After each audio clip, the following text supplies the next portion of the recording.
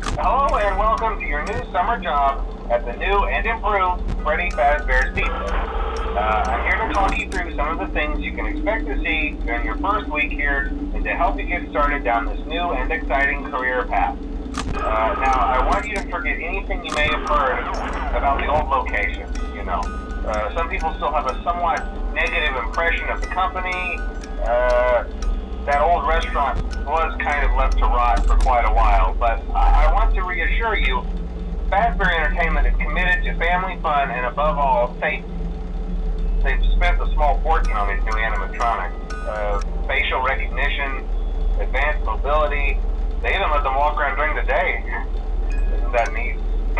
But most importantly, they're all tied into some kind of criminal database so they can detect a predator a mile away. Heck, we should be paying them to guard you. Now that being said, no new system is without its kinks. You're only the second guard to work at that location. The first guy finished his week but complained about conditions. We switched him over to the day shift. So, hey, look at you, right? Mainly he expressed concern that certain characters seemed to move around at night and even attempted to get into his office. Now, from what we know, that should be impossible. That restaurant should be the safest place on Earth. So while our engineers don't really have an explanation for this, the working theory is that the robots were never given a proper night mode. So when it gets quiet, they think they're in the wrong room. So then they go try to find where the people are, and in this case, that's your office. So our temporary solution is this. There's a music box over by the prize counter, and it's rigged to be wound up remotely. So just every once in a while, switch over to the prize counter video feed and wind it up for a few seconds. It doesn't seem to affect all of the animatronics, but it does affect one of them. And as for the rest of them, we have an even easier solution. You see, there may be a minor glitch in the system, something about the robot seeing you as an endoskeleton without its costume on and wanting to stuff you into the suit. So hey, we've given you an empty Freddy Fazbear head. Problem solved. You can put it on any time and leave it on for as long as you want. Eventually anything that wandered in will wander back out. Something else worth mentioning is kind of the quirky modern design of the building. You may have noticed there are no doors for you to close. But hey, you have lights, and even though your flashlight can run out of power, the building cannot. So don't worry about the place going dark. Well, I think that's it. You should be golden. Check the lights, put on the Freddy head if you need to. Keep the music box wound up, piece of cake. Have a good night, and I'll talk to you tomorrow.